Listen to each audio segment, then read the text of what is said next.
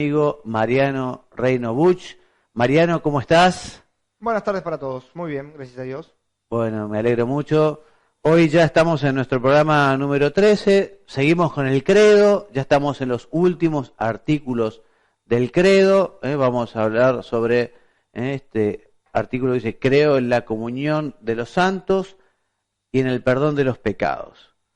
No te quiero preguntar, Mariano, de entrada, porque vamos a explicar el tema, ¿no? Pero yo pienso que en general, si preguntamos un poco a los cristianos, por ejemplo, a la salida de misa, o sea, un cristiano que ya conoce, ¿no?, y va a misa, ¿qué quiere decir la comunión de los santos? Yo no sé si en general la gente sabe qué es la comunión de los santos. Bueno, hoy vamos a ver qué es esto de la comunión de los santos. Y comenzamos diciendo que la iglesia es Communio Sanctorum, en latín, comunión de los santos, es decir, la comunidad de todos los que recibieron el bautismo del Espíritu Santo. O sea, todos los bautizados formamos la iglesia y formamos esta Communio Sanctorum. Esta comunión de los santos, estos miembros de la iglesia, algunos estamos acá, peregrinando en la tierra. Otros están preparándose para el cielo en el purgatorio, purgando sus culpas y también aprovechando las oraciones que nosotros podemos ofrecer, ¿no? Y otros gozan ya de la visión de Dios e interceden por nosotros. Entonces, cuando hablamos de la iglesia, lo hemos dicho más de una vez, no nos referimos al templo en primer lugar, sino que nos referimos a esta comunión de los santos que tiene miembros en la tierra, en el purgatorio y en el cielo. ¿Vamos bien, Mariano? Sí. Bien. La comunión de los santos también quiere decir que todos los cristianos tenemos en común los dones santos que nos ha dejado Jesucristo, cuyo vértice, cuyo culmen, cuyo centro es la Eucaristía. Todos los demás sacramentos se ordenan, toda la liturgia se ordenan justamente hacia la Eucaristía, que es el cuerpo de Cristo, es Cristo mismo en el pan. Por la comunión de los santos, los méritos de Cristo y de todos los santos que nos han precedido en la tierra nos ayudan en nuestra misión, esa misión que el Señor nos pide, que debemos realizar en la iglesia. Los santos que están en el cielo no asisten con indiferencia a la vida de los que peregrinan, sino que nos ayudan y nos impulsan. ¿Vos, Mariano, tenés alguna devoción especial con algún santo al que le pedís, le encomendás, le tenés así especial cercanía? No. No. La verdad que no. Bueno, seguramente en algún momento te vas a hacer amigo de alguno de ellos cuando encuentres, no sé. Te recomiendo para tu lectura espiritual la vida de los santos. Hay muchas biografías de los santos que son muy enriquecedoras, porque conoces la vida de personas que nacieron santos. Los santos no nacen santos. Son personas que trabajan, luchan, se equivocan, tropiezan, pero perseveran. La que leí, San Agustín. Bueno, ¿te gustó? Sí, maravillosa. Claro. Pero, a ver, lo reconozco, no digo que tengo la cercanía. Está bien. Eso más, me parece más elaborado. Bueno, pues te recomiendo para tu vida espiritual, vos que vas todos los días a rezar un rato a la catedral, alguna biografía de algún santo, porque, bueno, por imitación, viendo también sus luchas. ¿Alguno en especial? Y, por ejemplo, la vida de San Francisco no fue alguien que la tuvo siempre fácil, ¿no? Incluso él ya estando entregado. Hay un libro maravilloso que es una biografía de Santa Teresa de Jesús, una mujer que era simpaticísima, monísima, que le encantaba a la gente, y sin embargo le puso una garra, una mujer con un sentido común. En fin, hay muchas biografías de santos que tienen mucha polenta, ¿no? Entonces, bueno, ahora que están en el cielo, no es que están ahí en una reposera, digamos, contemplando a Dios, sino que continúan con su tarea de interceder por los hombres, de apoyar a la iglesia. Por eso es muy importante que nosotros también acudamos a ellos para pedir su auxilio. La fidelidad de cada bautizado tiene importancia. O sea, no da lo mismo que nos portemos bien o que nos portemos mal. O sea, eso es la comunión de los santos. el bien de cada uno ayuda a los demás. Eso es la comunión de los santos. También se puede hablar de una comunión en el pecado. O sea, las cosas que hagamos mal también repercuten en los demás, ¿no? Por eso San José María, que es uno de los santos que yo le tengo mucha devoción, en su libro Camino dice, de que tú y yo nos portemos como Dios quiere, no lo olvides, dependen muchas cosas grandes. O sea que vos lo que haces, Mariano, y quizá no lo ve nadie, y lo ve solo Dios, tu trabajo, quizá lo que me explicabas hace un rato, la rutina de ver los programas que grabaron, a ver cómo quedaron, subir, algo que puede costar, que puede ser tedioso, uno dice, bueno, pero eso ofrecido a Dios tiene un gran valor y hace mucho bien. Con eso estás ayudando a la patria, ayudando a la iglesia, ¿no? Ayudando a los cristianos, o sea, por la comunión de los santos, todo lo que nosotros hacemos bueno, rezar, trabajar, etcétera, estudiar, bueno, todo eso ayuda, suma, agrega. Bien, entonces, en su caminar terreno, la iglesia también está estructurada, ¿no? O sea, la iglesia está estructurada en las llamadas iglesias particulares. Para que te des una idea, una iglesia particular es fundamentalmente una diócesis. ¿Sabes lo que es una diócesis, Mariano? Una diócesis es una porción del pueblo de Dios que además está delimitada geográficamente. Sí, por ejemplo, la diócesis de San Isidro, donde estamos nosotros ahora, ¿no? Está la arquidiócesis de Buenos Aires para allá, para aquel otro lado la de San Miguel, la de San Miguel, Merlo Moreno, ¿no? Entonces, en fin, son las iglesias particulares. No son las únicas estructuras que hay en la iglesia, porque en la iglesia también están, no sé, las preaturas personales, están las diócesis personales, están, en fin, ordinariatos castrenses, pero bueno, las iglesias particulares son principalmente las diócesis, ¿no? Que están formadas a imagen de la Iglesia Universal, presididas cada uno por su propio obispo, por su propio pastor, y en esas iglesias particulares se da una comunión peculiar entre sus fieles, con su obispo, con sus patronos, con su fundador, etcétera. Variado, decime. Obispo auxiliar. Sí. El rol que ocupa entiendo que es de ayuda. Exacto. Al obispo titular, digamos. Exacto. Pero tiene algo que ver, o sea, el obispo auxiliar es el que después va a quedar como titular. No, se llama coadjutor. El coadjutor es un obispo auxiliar con derecho a sucesión. Ok. ¿Entendés? Ese es el que, cuando si fallece o renuncia el obispo, directamente, automáticamente ya pasa a ser obispo titular. Por eso, pero el auxiliar a priori no debería ser el que lo suceda. No. En cambio el coadjutor sí. Y además hay auxiliares para una determinada zona de la diócesis o para unos determinados temas. Por ejemplo, bueno, este obispo auxiliar se ocupa de los universitarios, de los inmigrantes. Bueno. Bien, entonces, análogamente se da esta comunión también con otras realidades eclesiales, ¿no? Porque también estamos en una cierta comunión de oraciones y otros beneficios espirituales, incluso una cierta unión en el Espíritu Santo con cristianos que no pertenecen a la Iglesia Católica, ¿no? Punto 1.1, la Iglesia es comunión y sociedad. Y los fieles son todos los bautizados, todos en la Iglesia somos fieles, está compuesto, ya lo veremos, por la jerarquía, los laicos y por la vida consagrada.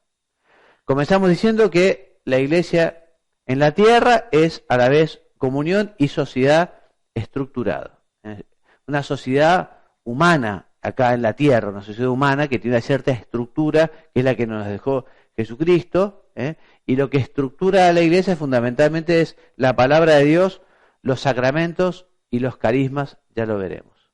Pero la estructura, evidentemente, no se puede separar de su realidad comunional, ¿no? O sea que evidentemente la estructura está al servicio del mensaje evangélico, ¿no?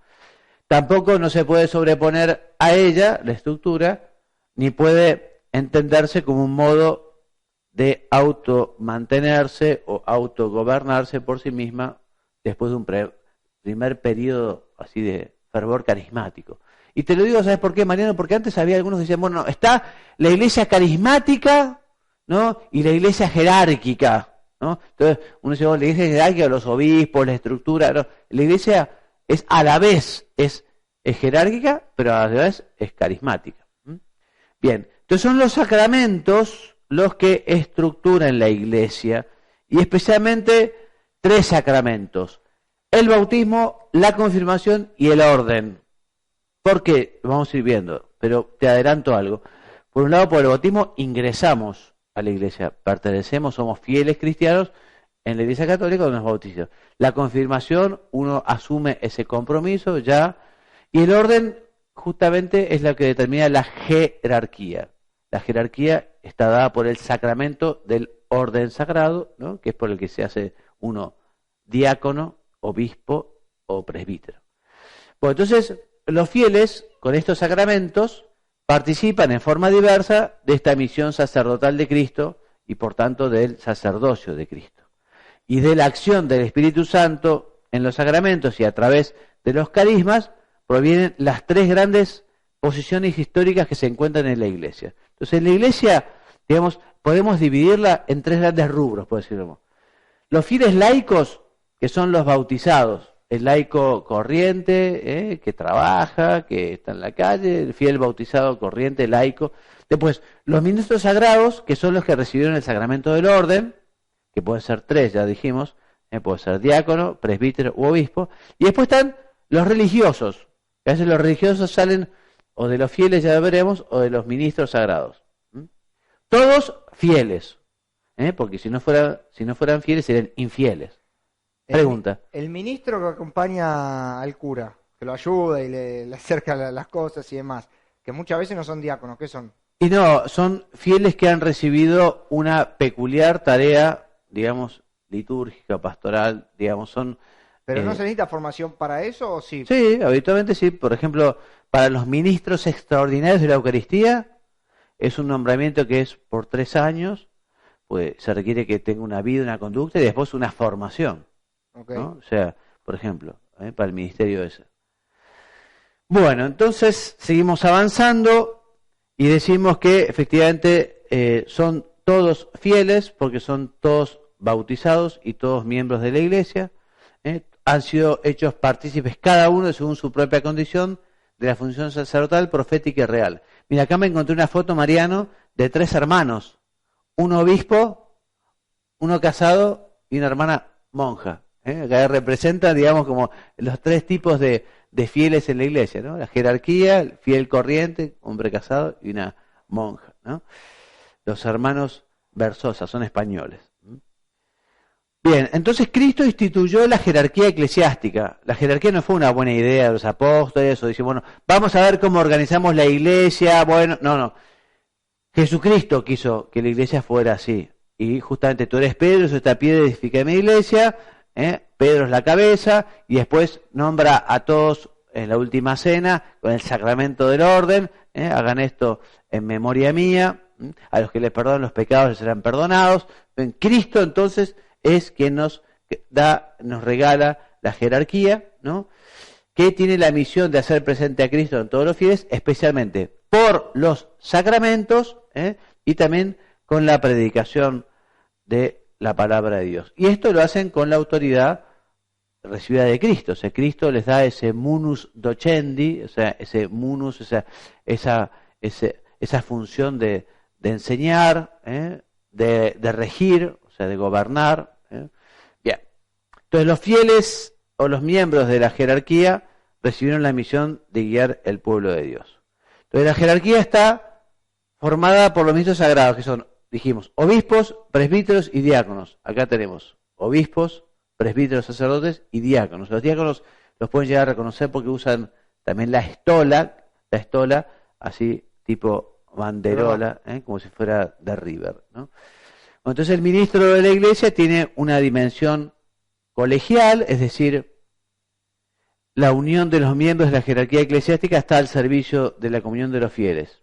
Y cada obispo ejerce su ministerio como miembro del colegio episcopal. A ver, una pregunta difícil, Mariano, atención. El colegio de los obispos, de alguna manera, viene a reemplazar el colegio que estaba junto con el Señor. ¿Cómo se llamaba ese colegio que estaba junto con el Señor? Esos que estaban tan cerca, que Pedro era la cabeza. Los discípulos. Los apóstoles. Los apóstoles. O sea, los 2 apóstoles, ese colegio. Entonces, el colegio de los obispos, de alguna manera, está representando, ¿no?, al colegio apostólico, ¿no?, al colegio de los apóstoles, ¿no? Siempre estarán en unión con su cabeza, que pertenece al colegio, que es el Papa es obispo, ¿no?, y haciéndose partícipe con él y con los demás obispos de la solicitud por la Iglesia Universal.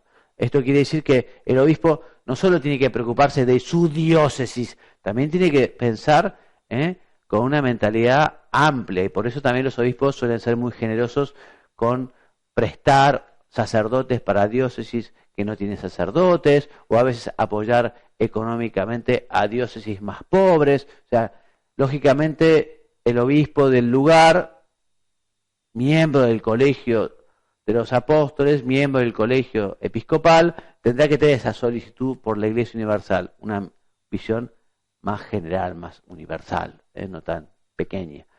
Bien, además, si se le ha confiado una iglesia particular, o sea, una diócesis, la gobierna en nombre de Cristo con la autoridad que ha recibido, con potestad, una potestad que es propia, ordinaria e inmediata. Propia porque la recibe directamente de Cristo, no es que la reciba del Papa, la recibe con el sacramento del orden. Ordinaria porque está unido a un oficio eclesiástico, a una tarea, ¿no? Y es inmediata también, ¿no? Porque la ejerce inmediatamente. A veces también puede delegarla. Vos me hablabas, por ejemplo, de los obispos auxiliares. El obispo auxiliar tiene una potestad que es ordinaria también, pero que se le ha dado, junto con el cargo, el obispo le ha nombrado, en fin, los ha nombrado con el visto bueno de la Santa Sede, porque siempre que se ordena un obispo se hace con el visto bueno de la Santa Sede, ¿no?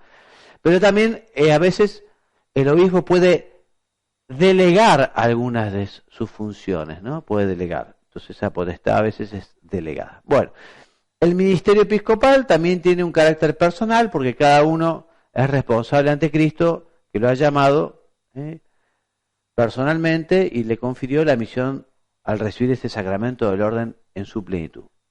Léeme, no te he pedido todavía que me leas nada, léeme acá este texto sobre el Papa, sobre el Santo Padre. El Papa es el obispo de Roma y sucesor de San Pedro, es el perpetuo y visible principio y fundamento de la unidad de la Iglesia.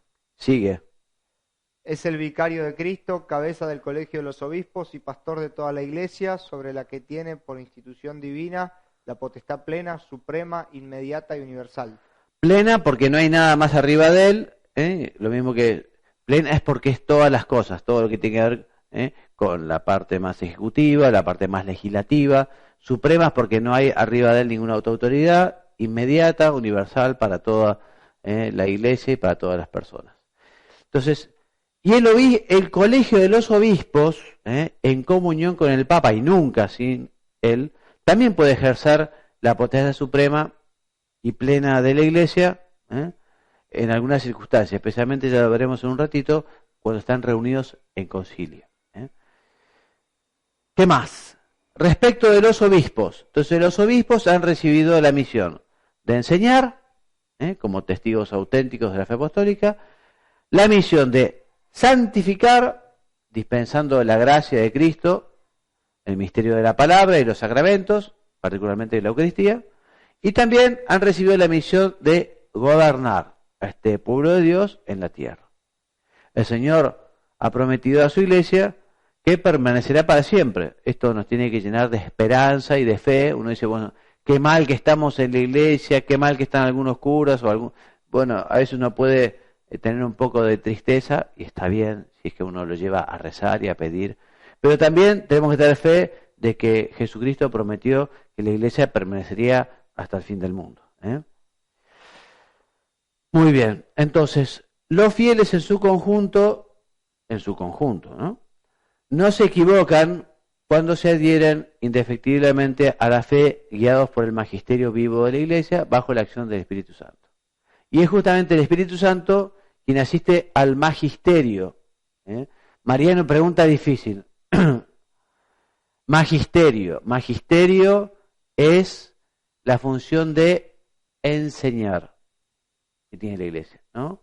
Entonces, evidentemente el Espíritu Santo tiene una particular función de que los temas más importantes del magisterio de la Iglesia siempre estén acorde a justamente la fe de la Iglesia y lo que nos dejó la enseñanza de nuestro Señor Jesucristo, ¿no? O sea, que el Espíritu Santo cuida a la Iglesia en estas cuestiones. Por eso también uno tiene que tener mucha fe. Dice, bueno, en los temas importantes la Iglesia no se va a equivocar, porque efectivamente el Espíritu Santo nos cuida a la Iglesia en estas cosas. En algunos casos específicos, esa asistencia del Espíritu Santo garantiza que la intervención del magisterio no contenga error. Por eso se suele decir que en tales casos el magisterio es infalible. En pocos casos. O sea, léeme, Mariano, acá lo que dice el compendio sobre este tema, el número 185. La infalibilidad del magisterio se ejerce cuando el romano pontífice, en virtud de su autoridad de supremo pastor de la Iglesia, o el colegio de los obispos, en comunión con el Papa, sobre todo reunido en un concilio ecuménico, proclaman con acto definitivo una doctrina referente a la fe o a la moral, y también cuando el Papa y los obispos, en su magisterio ordinario, concuerdan en proponer una doctrina como definitiva. O sea, en estos casos cuando el magisterio es infalible, que son pocos casos, porque además es sobre temas de doctrina referente a fe y moral, y además hay un compromiso. Eso se dice que el Papa habla ex cátedra, se dice, desde la cátedra, o sea, como pastor supremo, como maestro, como, o sea, desde este lugar de la cátedra, de enseñanza, ¿no? Entonces, pero en estos casos, ¿no? Lo que dice el Papa en un mensaje un día miércoles en las audiencias, en fin, no necesariamente va a ser infalible, y menos si, por ejemplo, son temas que tienen que ver con, no sé, cuestiones más o menos políticas o cuestiones más o menos tangenciales, ¿no? En fin, la infalibilidad es para muy pocos casos y cuando es sobre fe y moral. Bueno, todo fiel, evidentemente, debe adherirse a tales enseñanzas con el obsequio de la fe. O sea, deben cumplir lo que nos enseña el Papa. Bueno, Mariano, decime por favor, acá léeme un poquito las enseñanzas del compendio sobre los laicos. ¿Cómo no? Son aquellos fieles cuya misión es buscar el reino de Dios, iluminando y ordenando las realidades temporales según Dios. Responden allí a la llamada a la santidad y al apostolado que se dirige a todos los bautizados. Puesto que participan del sacerdocio de Cristo, los laicos también se asocian a su misión santificadora, profética y real. O sea que la misión de los laicos para ser apostolado, para llevar el reino de Dios, no es que la reciban del párroco o la reciban del obispo, sino que por el bautismo están llamados, ¿no?, justamente a ser otros Cristos y a llevar esta verdad revelada a los demás, ¿no? Esto es muy importante. Todos los bautizados están llamados al apostolado y a construir la iglesia. Por eso los laicos participan en la misión sacerdotal de Cristo cuando ofrecen como sacrificio espiritual, sobre todo en la Eucaristía, la propia vida con todas sus obras. Participan de la misión profética cuando acogen en la fe la palabra de Cristo y la anuncian al mundo con testimonio de la vida y de la palabra. Y también participan en la misión regia, de regir, de enseñar, porque reciben de él el poder de vencer el pecado en sí mismo y en el mundo, e impregnan de valores morales las actividades temporales del hombre y las instituciones de la sociedad. O sea que los triamúnera, los tres múnera o poderes, también de alguna manera lo tienen los laicos, ¿no? La misión sacerdotal, profética y de gobierno o regia.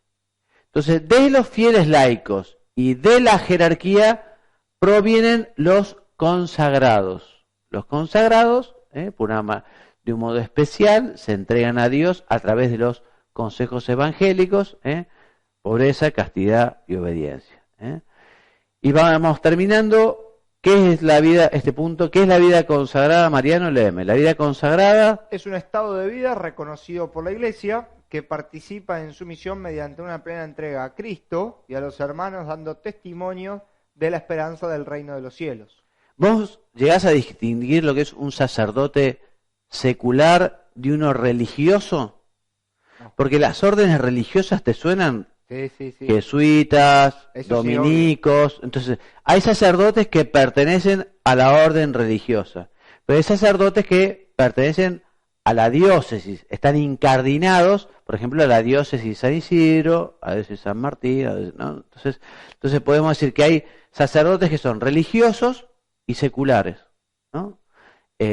Los religiosos entonces son los consagrados, las monjas se llaman consagradas, y habitualmente los votos son estos tres, ¿no? Pobreza, castidad y obediencia. Bueno, punto 2, creo en el perdón de los pecados. Entonces, bueno, Cristo tenía ese poder, y de hecho se sorprendieron cuando dijeron, ¿quién es este que perdona los pecados, no? Y le dio a los discípulos este poder, ¿no? A quienes les perdonan los pecados les serán perdonados, a los que se los retengan les serán retenidos. El día de la resurrección, a la tardecita, Jesucristo se les apareció en el cenáculo a los apóstoles y les dijo, léeme, ¿qué les dijo acá en Juan 20, 22, 23? Recibid el Espíritu Santo, a quienes perdonéis los pecados, les quedan perdonados, a quienes se los retengáis, les quedan retenidos. O sea que efectivamente este poder se los dio Jesucristo a los apóstoles. San Pedro, después de Pentecostés, invita a la penitencia y que cada uno sea bautizado para la remisión de sus pecados, ¿no? Y la Iglesia conoce dos modos de perdonar los pecados. El primero es a través del bautismo. Nosotros estamos acostumbrados a que los bautismos sean de chicos, de niños, de bebés, ¿no? Pero también se bautizan gente grande. Cuando se bautiza una persona grande se le borran todos los pecados a aquel que se bautiza, ¿no? Y la otra manera de perdonar los pecados es a quienes ya están bautizados, es a través del sacramento de la penitencia, en el que justamente el bautizado se reconcilia con Dios y con la Iglesia a través del sacerdote que dice la absolución representando a Cristo, en persona a Cristo. Yo te absolvo, dice el sacerdote, porque es Cristo, en el Padre, Hijo y Espíritu Santo, ¿no? Bien, entonces cuando se perdonan los pecados, es Cristo el que perdona. Y no hay ninguna falta que la Iglesia no pueda perdonar. O sea, Dios perdona todo, siempre que haya arrepentimiento. Cuando se habla de los pecados del Espíritu Santo son los cuando no hay arrepentimiento. Si no hay arrepentimiento, Dios no nos puede perdonar. Pero si uno se arrepiente, todo pecado se puede perdonar. Entonces la Iglesia es instrumento de santidad y santificación, actúa para que todos estemos más cerca de Cristo. Y por último, el cristiano, con su lucha por vivir santamente y con su palabra, puede hacer que los demás estén más cerca de Cristo y se conviertan. Bueno, hasta aquí nuestro programa. Hoy hemos sido más breves. La semana pasada duró más, así que nos viene bien. ¿Cuál es la bibliografía? Como siempre, el Catecismo, número 976 a 987, y el compendio. Nos despedimos. Hasta nuestro próximo programa. Aprovechemos para rezar, especialmente teniendo en cuenta este misterio de la comunión de los santos. Tratemos de rezar y portarnos bien para hacerle mucho bien a la Iglesia que la necesita, a nuestros pastores. Apoyemos al Papa con nuestro comportamiento, con nuestra oración. Que Dios los bendiga y los haga muy santos. Amén.